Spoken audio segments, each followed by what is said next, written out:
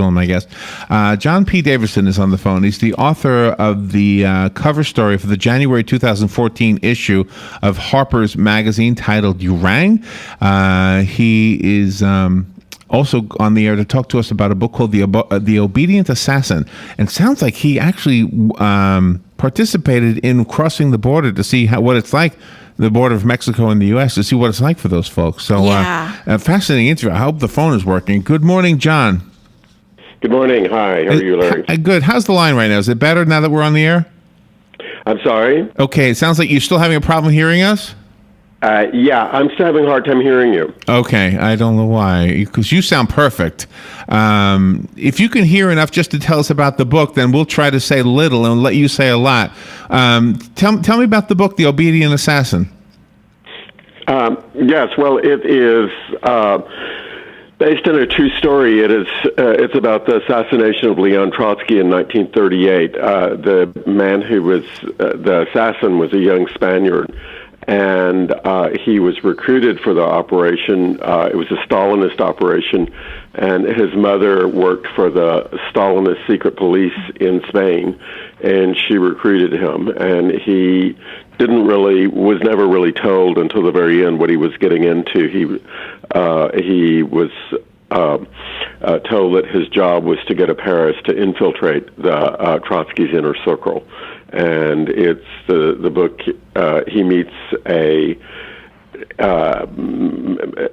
woman from New York, an intellectual who's a Trotsky follower, and begins a romance with her. And so it's a romantic novel. I mean, there is a romance in the novel, right? And it's also sort of a cautionary tale about propaganda, and it's about his.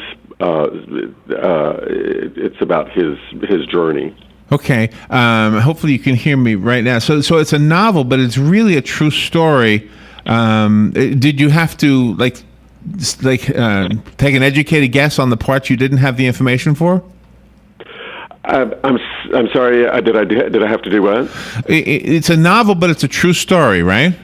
Yeah. Yes, it's a true story, and I did lots of research. Most of the characters are based on real people, and who actually existed.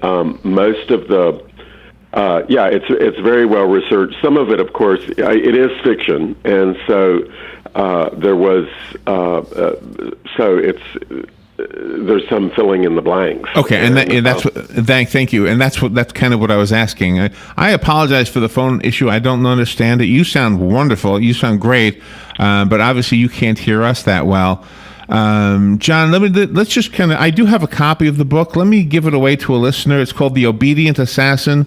Call me if you'd like it. The rest of us have to go buy it. John, can you tell us how to get the book, and do you have a website of your own?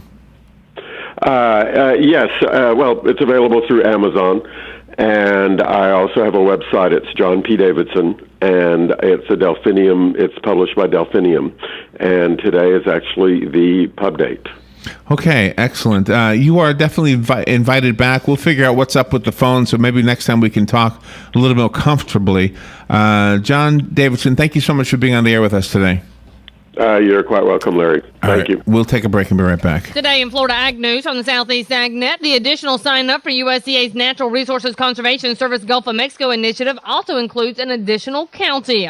Farmers and ranchers in Santa Rosa County can now join those in Suwannee, Lafayette, and Escambia in an innovative effort to improve water quality and ensure sustainable production of food and fiber in watersheds that have a direct impact on the Gulf.